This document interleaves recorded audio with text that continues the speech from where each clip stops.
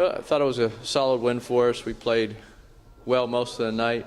Some stretches we turned the ball over and made some lazy passes, but Ave Maria was very gritty. They played hard, and very impressed with how they got the loose balls, how they boxed out and rebounded.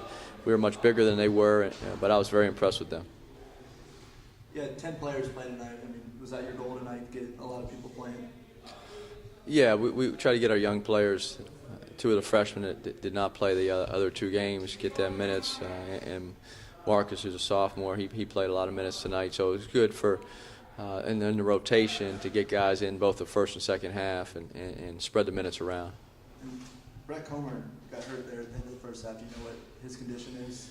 Well, he's day-to-day right now. We're hoping it's nothing serious. He got banged up on his hip, and we'll see what happens. Hopefully he'll be ready on Sunday. And I mean, you guys shot the ball really well tonight. I mean, what adjustments did you make after the Miami game to now? We didn't really make any adjustments.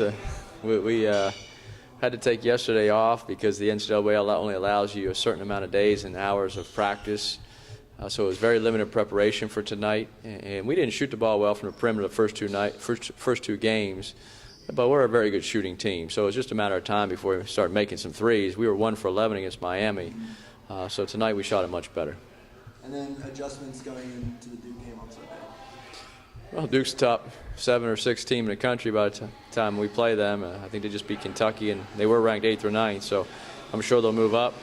But it's a little different game plan when you're playing at Duke against that size and athleticism and that style of play.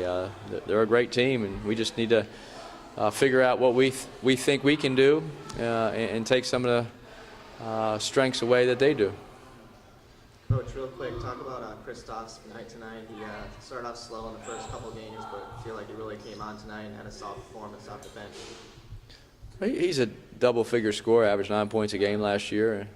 So he's very valuable to our offensive game plan. He's an elite shooter. He rebounds the ball now at a higher level. I think he had 7 rebounds tonight. He had 3 rebounds against Miami and some tough rebounds down the stretch against Miami. So he's very valuable to our team, and I was happy to see him make some shots and really play well tonight. Notice, where was Eddie Murray tonight? Eddie has some family issues, and he was not able to make the game, so we expect him back for the weekend. He can make the trip. Yeah. Mm-hmm. Over the next couple of days, Andy, at what point do you talk to your guys about the atmosphere at Cameron? Because it's unlike any other. It's a relatively small gym. Do they have air conditioning there? Well, they did, Cameron's it's a very unique place to play. It's one of the hardest places in the country to win a game. I think they had a 46 or 7 game winning streak last year. Florida State beat them at the buzzer, I think, to break that streak. I've been up there numerous times coaching against them in the ACC, and so it's challenging. It's loud. Everyone's on top of you. It seats about 9,500, and it's an older, smaller arena, but it's very fun to play in. If we can go out with energy and compete, it'll be a great experience. And what do you tell them about the atmosphere? How do you prepare for something like that? Where the other night, your kids got a taste of something they hadn't seen before going to school here. Mm-hmm. Now you're going to Duke, where it's 2 times, 3 times the amount of people in the stands. You really can't simulate it in practice, and you can't simulate the crowd or the defensive pressure they put on you and their size and athleticism. It's hard to prepare for a game like that because when you walk on the court, it's totally different than what you just did the last 2 or 3 days. And that gives them a great advantage.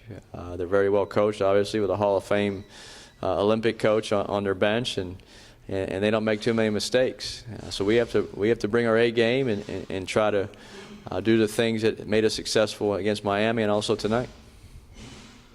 Coach, how do you feel about the way the team ran their sets and their plays, and how do you feel about the team chemistry going into the game? Well, I hope our chemistry is good.